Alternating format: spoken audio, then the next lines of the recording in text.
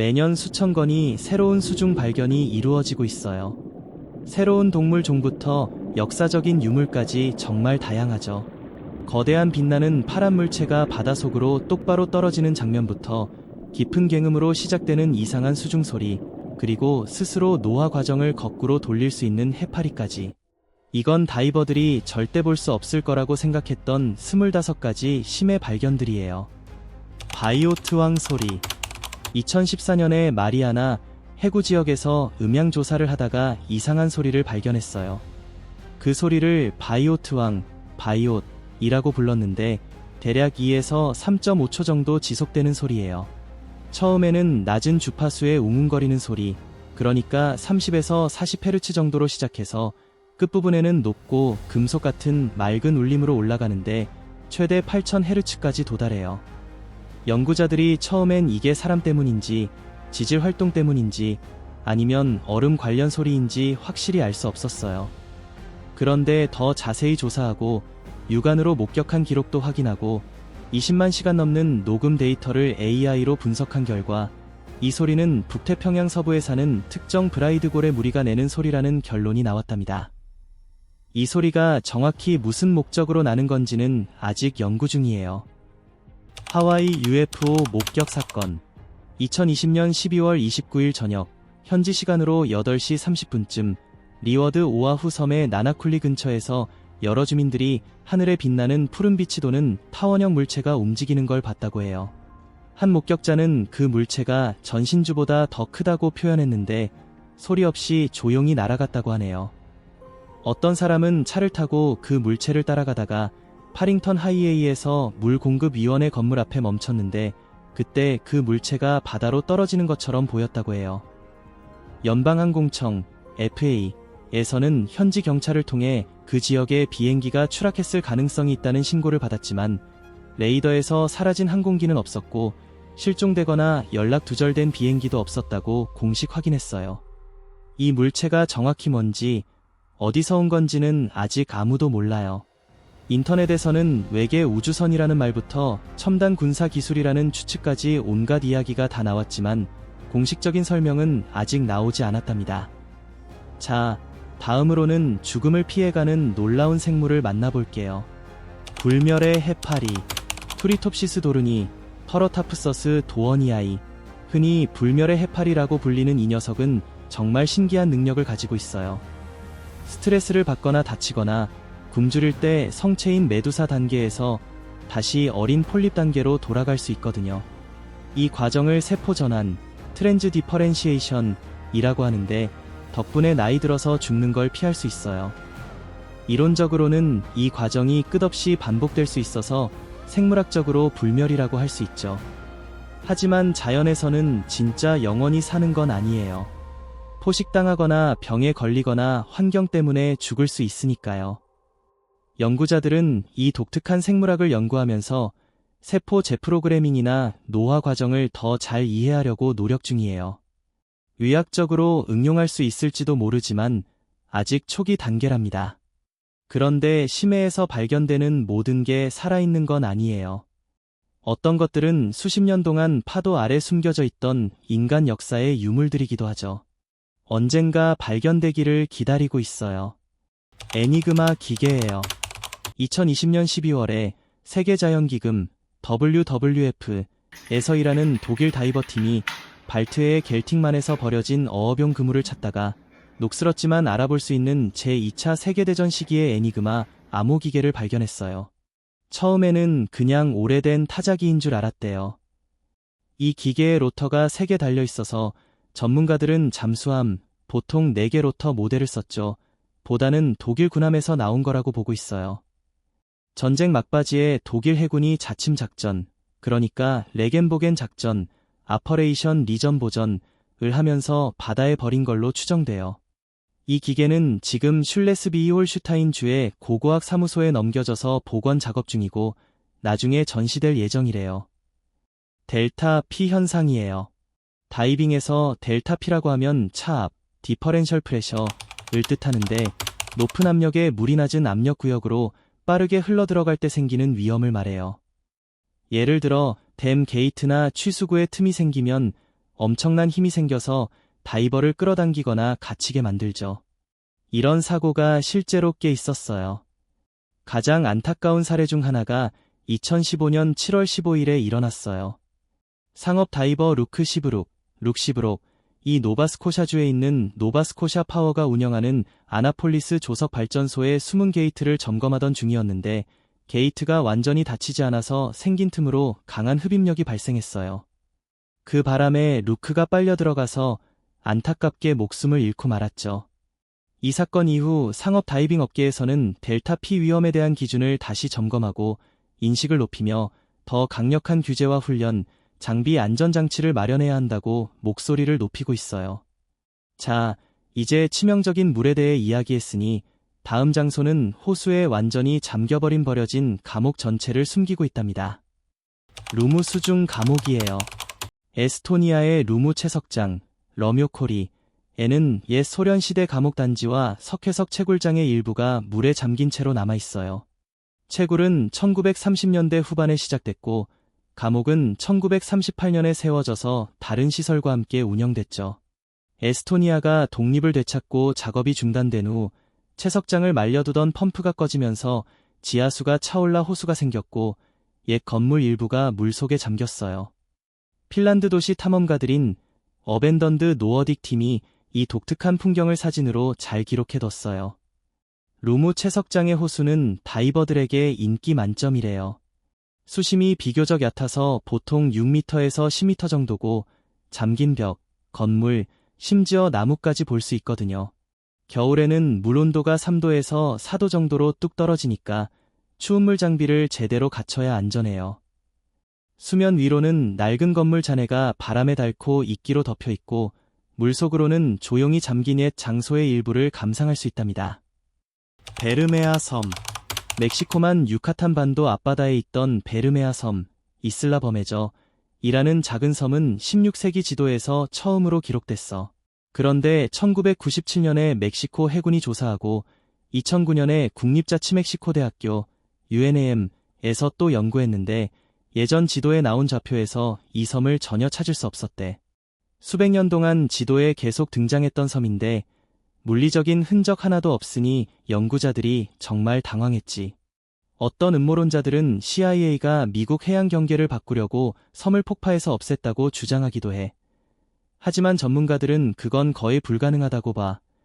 가장 그럴듯한 설명은 베르메아가 수백 년에 걸쳐 반복된 지도 제작 오류였거나 아니면 아주 작아서 시간이 지나면서 침식되거나 바다 속으로 가라앉았을 가능성이 크다는 거야. 오션 아틀라스 조각상. 바하마 나소 앞바다에 있는 수중 조각상이 바로 오션 아틀라스, 오션 애트러스. 영국 조각가 제이슨 드케어 테일러가 만든 작품인데 2014년에 설치됐고 바하마 산호초 환경교육재단이 니콜라스 너털경을 기리기 위해 의뢰한 거야. 이 조각상은 어린 바하마 소녀가 바닥에 무릎 꿇고 앉아서 머리 위로 바다 전체의 무게를 짊어지고 있는 모습이야. 고대 그리스 신화에 나오는 티탄 아틀라스를 현대적으로 재해석한 거지. 바다 바닥에서 약 5m 높이로 솟아있고 무게는 대략 60톤 정도 돼. 조각상을 여러 부분으로 나눠서 수중에서 특수기술로 조립했어. pH 중성 재료로 만들어서 바다 생물들에게 인공 산호초 역할을 하면서 새로운 서식지를 제공해주고 있어. 게다가 다이버나 관광객들이 취약한 자연 산호초를 밟지 않도록 유도해서 그곳이 회복할 수 있게 도와주는 멋진 역할도 하고 있지. 비미니 로드, 비머니 로드, 가끔 비미니 벽이라고도 불리는 이건 바하마 북비미니 섬 앞바다에 있는 유명한 수중 암석 지형이야. 자연적으로 갈라진 커다란 석회암 판들이 블록처럼 생겨서 약 반마일 정도 길게 이어져 있어. 지질학자들이 암석 분석하고 층서 연구하고 해변암 안에 있는 유기물 연대 측정까지 해봤는데 모두 이게 침식과 파도 작용, 해변암층이 부서지면서 자연적으로 생긴 거라고 결론 내렸어. 근처에 비슷한 지형이 2개 더 발견됐는데 이걸로도 자연 현상이라는 게 더 확실해졌지. 어떤 사람들은 블록 모양이나 가끔 쌓인 모습 때문에 사람 손으로 만든 거라고 생각하기도 해. 하지만 과학적 증거는 전혀 없어. 유기물 방사성 탄소 연대 측정 결과로는 이 지형이 대략 2000년에서 4000년 정도 됐다고 나와. 아틀란티스 신화랑 연결하기엔 너무 최근이고 그 지역에서 해변암이 자연적으로 형성되는 과정과 딱 맞아떨어지는 나이야. 수중 미니어처 도시. 프랑스 리비에라 근처 라푸르미그, 라포어미그라고 알려진 산호초 옆 앙티브곳, 캡디안티브, 과령섬, 아일즈 더 레린즈 사이에 수중 유적이 있어요. 이건 1960년대에 야심차게 만든 영화 세트장의 흔적이라고 해요. 어떤 이야기들에 따르면 1960년대 후반 프랑스 영화 제작자들이 영화 촬영을 준비하면서 등대 근처 바닷속에 작은 미니어처 마을을 지었다고 하네요. 그곳에는 작은 집들과 다른 구조물들이 축소된 형태로 있었는데 지금은 물속에 잠겨 있고 바다 생물들이 잔뜩 붙어서 덮여 있어요. 정확한 배치나 크기는 독립적으로 확인된 건 아니지만 어떤 사람들은 약 1000평방미터 정도라고 주장하기도 해요. 이 독특한 모습 때문에 다이버들이 엄청 호기심을 갖고 찾아가고 있답니다. 일부 다이빙 매니아들 소식통에 따르면 2000년대에 복원 작업이 시작됐다고도 하네요. 아쿠아리우스 리프 베이스. 아쿠아리우스 리프 베이스, 어케리어스 리프 베이스는 플로리다 키스 국립해양보호구역 내 키라르고, 키라어고 앞바다 수심 약 18m, 60피트 아래에 있어요. 현재 전 세계에서 유일하게 운영 중인 수중 연구 실험실이죠. 플로리다 국제대학교의 메디나 아쿠아리우스 프로그램, 머디너 어케리어스 프로그램이 운영하는데 이곳은 원통형으로 된 가압 구조물이에요. 포화 잠수, 세처레이션 다이빙을 지원해서 과학자들이 며칠에서 몇 주 동안 물속에서 생활하고 연구할 수 있게 해줘요. 이렇게 오래 머무르면서 산호초, 해양생물, 해양 과정 등을 깊이 있게 연구할 수 있고 일반 스쿠버 다이빙처럼 시간 제약 없이 직접 수중 생태계를 관찰할 수 있답니다. 아쿠나우트, 수중 거주자들은 임무기간 동안 주변 압력에 맞춰 생활하지만 수면으로 돌아올 때는 통제된 감압 과정을 거쳐야 해요. 이 시설은 또한 장기간 고립되고 가압된 환경에서 인간의 생리와 심리를 연구하는 플랫폼으로도 쓰이고 있어요. 우주 비행사 훈련처럼 비슷한 조건을 시뮬레이션하는 거죠. 아담의 다리, 라마세투, 라머세토, 흔히 아담의 다리, 애덤즈 브리지라고 불리는 이곳은 스리랑카 북서쪽 해안과 인도 판반섬, 펌번 아일랜드 사이를 잇는 석회암 여울, 모래톱, 산호초들의 연속이에요. 지질학 연구에 따르면 과거에는 인도 아대륙과 스리랑카를 연결하는 육로였을 가능성이 있다고 해요. 힌두교 전통인 서사시 라마야나, 레이메이언어에서는 신라마, 라머, 가 원숭이 군대, 바나라, 도움을 받아 시터를 라바나, 러베너에게서 구하기 위해 이 다리를 만들었다고 전해지죠. 주류 지질학에서는 이야기를 신화로 보지만 소수의 사람들은 이 다리가 인공물이라고 주장하기도 해요. 하지만 인간이 만들었다는 확실한 과학적 증거는 아직 없어요. 일부 전통 기록에 따르면 15세기쯤까지 이 여울을 걸어서 건널 수 있었다고도 하지만 그건 아직 확실하지 않아요. 마리아나 해구 화산들. 마리아나 해구 주변 지역과 이즈 보닌 마리아나 해곡은 현재도 활발하게 판이 충돌하고 섭입하는 구역이야. 여기서는 태평양판이 마리아나 판 아래로 파고들고 있거든. 2016년에 연구자들이 마리아나의 배후호 분지 확장 중심부에서 새로운 열수 분출지대를 발견했어. 그곳에는 해저에서 솟아오른 30m가 넘는 광물 굴뚝들이 있었지.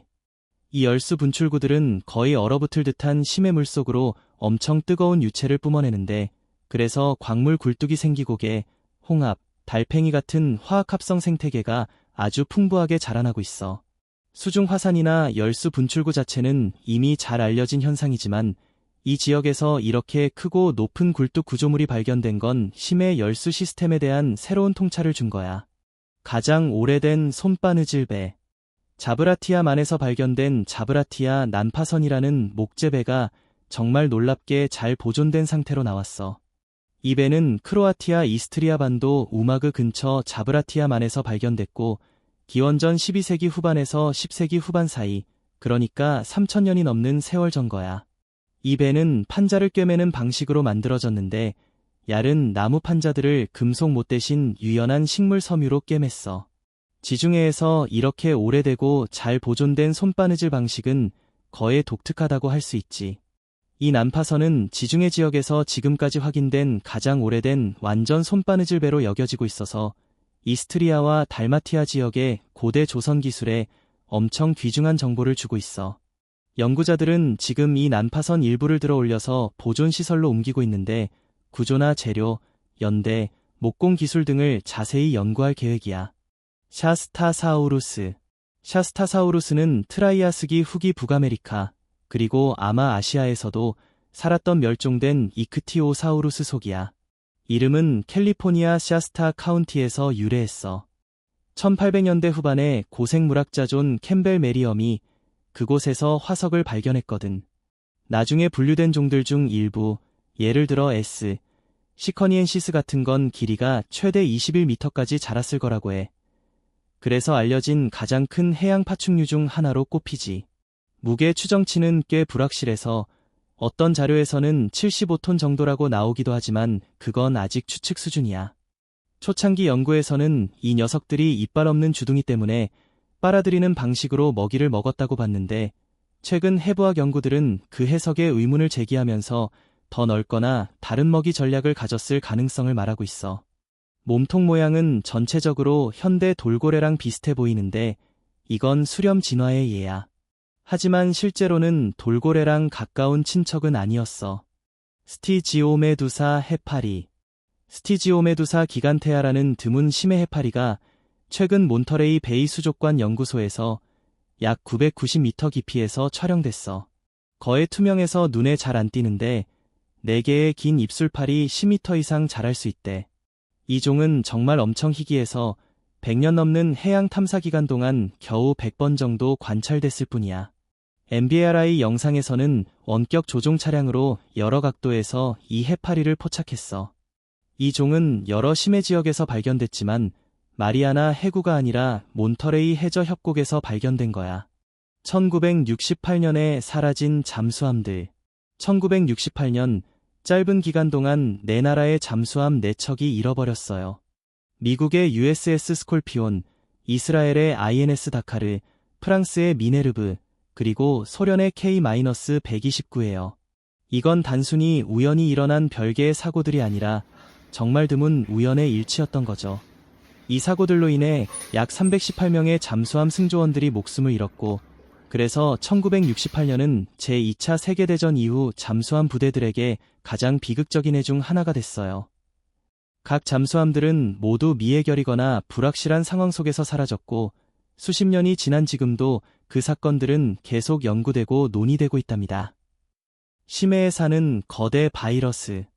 최근 연구자들이 태평양에서 가장 깊은 곳인 마리아나 해구의 심해 퇴적물에서 바이러스를 발견했어요. 이름은 BBHMEY H4907이라고 해요. 이 바이러스는 약 8,900m 깊이의 퇴적물에서 분리됐어요. 이 발견으로 해서 바이러스, 특히 아주 큰 바이러스 입자나 유전체가 하달존, 극심해, 에도 살고 있다는 게 확인됐죠. 어떤 바이러스들은 심지어 특정 세균 세포보다 더 클 수도 있어요. 실제로 10,000m가 넘는 더 깊은 곳에서도 많은 바이러스 서열이 발견됐지만 이번처럼 실제로 분리된 사례 중에서는 가장 깊은 곳에서 온 것 중 하나예요. 하달존은 연구하기 정말 어려운 곳이라서 심해 바이러스의 다양성과 역할에 대해서는 아직 궁금한 점이 정말 많아요. 에게해의 수중 유적. 아테네 남쪽 펠로폰네소스 지역 킬라다만에서 놀라운 고고학 발견이 있었어요. 그리스 스위스 공동팀이 람바야나, 렘베이어너라는 곳에서 청동기 시대 정착지 유적을 물속에서 찾아냈답니다. 이 유적에는 건물 기초, 돌로 포장된 바닥, 그리고 커다란 탑 기초가 있는 벽 같은 구조물들이 포함돼 있어요. 대중 보도에서는 약 12에이커 정도 되는 면적이라고 나오지만 정확한 크기는 아직 조사 중이에요. 이 정착지는 기원전 3000년대, 제3000년기로 거슬러 올라가고 요새화된 모습이 뚜렷해서 그리스 수중 유적에서는 이런 특징이 거의 보고된 적이 없었어요.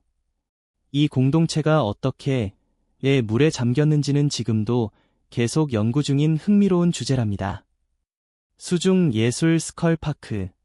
플로리다에 있는 수중 미술관은 다이버들에게 정말 독특하고 멋진 경험을 선사해요. 사우스월튼 카운티 그레이튼 비치 주립공원 앞바다에 자리 잡고 있는데 이곳은 북아메리카에서 처음으로 만들어진 영구적인 수중 조각 정원이에요.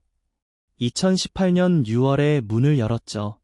가장 눈에 띄는 작품 중 하나는 빈스 테이텀 작가의 스와라스커인데 높이가 8피트, 약 2.4m, 나대는 강철과 시멘트로 만든 해골이에요. 이 해골은 산호가 자라고 바다 생물이 살 수 있도록 특별히 설계됐어요. 이 미술관은 예술과 해양 보호를 멋지게 결합한 곳이에요. 작품들이 인공 산호초 역할을 하면서 예전에는 거의 모래밭뿐이었던 바다 바닥을 생명으로 가득 채워주고 있거든요. 입장료는 완전 무료고 자격을 갖춘 다이버라면 보트를 타고 내려가서 수심약 18피트, 대략 18m 아래에 있는 수중 조각들을 자유롭게 탐험할 수 있어요. 다음으로 소개할 건 바다 밑바닥에 있는 호수인데 거의 모든 생물이 들어가면 죽을 수 있는 무시무시한 곳이에요. 치명적인 해저 호수. 연구자들이 멕시코만 해저에서 정말 놀라운 바다 속 호수를 발견했어요. 수심이 거의 3,300피트, 약 1,000m 아래에 있어요. 이 고립된 물은 염수풀, 브라인풀인데 주변 바닷물보다 훨씬 짜고 밀도가 높아서 따로 떨어져서 뚜렷한 호수 모양을 유지하고 있답니다. 현지 과학자들은 이걸 절망의 자쿠지라고 부르는데 이유는 온도가 19도 정도로 주변 깊은 바다보다 조금 따뜻하긴 하지만 염분이 엄청 높고 메탄과 황화수소가 가득해서 대부분의 바다 생물에게는 치명적이거든요. 이 풀의 깊이는 약 12피트, 대략 3.7m, 이고 둘레는 대략 100피트, 약 30m 정도예요. 주변에는 극한 환경에 적응한 근육조개나 관벌레 같은 이상한 생태계가 펼쳐져 있지만 보통 바다 생물이 이 염수풀에 들어가면 살아남기 거의 불가능해요. 이런 극한 환경의 염수풀이 다른 행성에서도 비슷한 극한 조건에서 생명이 어떻게 존재할 수 있는지 힌트를 줄 수도 있을 거예요. 거대 오징어. 다 자란 거대 오징어는 보통 전체 길이가 10m에서 13m 정도 되는 걸로 알려져 있어요. 하지만 실제로 확인된 표본은 아주 드물어요. 찰스 팩스턴이라는 연구자가 100년 넘는 부리와 몸 크기 데이터를 통계적으로 분석한 결과 일부 거대 오징어는 20m 가까이 될 가능성도 있다고 제안했어요. 이 오징어들은 수백 미터 깊은 심해에 살기 때문에 진짜 최대 크기가 덜의 그라이인지 아직도 잘 알려지지 않았어요. 그 깊은 바다 환경 자체가 이들의 생물학, 특히 최대 크기에 대해 많은 이야기를 해주고 있죠. 바다 속 고대 숲. 영국 다이버 도나슨이 노퍽 해안에서 정말 놀라운 발견을 했어. 물속에 잠겨있던 선사시대 숲인데 고대 떡갈나무 줄기들로 이루어져 있고 대략 10,000년 정도 된 것으로 추정돼. 이 숲은 해안에서 약 300m 떨어진 곳에 있고 수심은 대략 6m쯤이야. 2013년 말에 심한 폭풍이 몰아치면서 모래와 퇴적물이 쓸려나가면서 드러났대. 과학자들은 이 숲이 과거 도거랜드라는 고대 육지의 일부였다고 믿고 있어. 도거랜드는 중석기 시대에 영국과 유럽 본토를 연결해주던 땅이었고 사냥꾼 채집인들이 영국과 독일 같은 지역 사이를 오가던 길이었지. 수천 년에 걸쳐 해수면이 점점 올라가면서 도거랜드가 서서히 물에 잠겼고 약 8,200년 전에 일어난 대형 쓰나미가 이 지역이 완전히 잠기는 걸 더 빨리 만들었을 거라고 해. 물속 숲도 충분히 신기한데 이 다음 건 정말 믿기지 않을 거야. 블루고래보다 더 긴 해파리가 등장하거든. 사자갈기 해파리. 사자갈기 해파리는 세계에서 가장 큰 해파리 종 중 하나야. 촉수 길이가 최대 36m 반 정도까지 자랄 수 있어. 지금까지 기록된 가장 큰 개체는 1865년에 미국 매사추세츠 해안에서 발견됐대. 이름은 종 모양 몸통 아래로 길고 흐르는 머리카락 같은 촉수들이 달려있어서 붙여진 거야. 그 종 모양 몸통 지름은 최대 2m 반 정도 될 수 있고 이 해파리는 8개의 촉수 뭉치가 있는데 크기에 따라 한 뭉치당 수십 개에서 100개가 넘는 촉수가 달려있어. 이 촉수들은 물고기, 개, 다른 해파리 같은 먹잇감을 마비시킬 정도로 아픈 독침을 쏴 사람한테는 보통 치명적이진 않지만 엄청 아프고 어떤 경우엔 알레르기 반응을 일으킬 수도 있어. 게다가 사자갈기에 파리는 색깔도 정말 다양해서 더 눈길을 사로잡지. 하지만 진짜로 가장 이상한 발견은 몇 세기 동안 선원들이 이야기해 온 거야. 밤하늘 아래에서 빛나는 바다 말이야. 밀키시 효과, 우유빛 바다 현상. 선원들의 이야기는 종종 미신이라고 무시당하곤 했지만 밀키시 효과는 실제로 존재하는 전설이야. 수백 년 동안 선원들은 밤에 바다의 거대한 지역이 창백한 우유빛이나 푸른빛으로 빛난다고 보고했어. 요즘은 위성 기술 덕분에 이런 현상이 실제로 일어나는 걸 확인했고 생물 발광 박테리아 때문에 생기는 거라는 것도 밝혀졌지. 그래도 과학자들은 아직도 어떤 환경 조건이 이런 거대하고 오래 지속되는 빛나는 지역을 만들어내는지, 왜 박테리아가 특정 장소에 그렇게 빽빽하게 모이는지는 완전히 이해하지 못하고 있어. 정말 신비롭지 않아?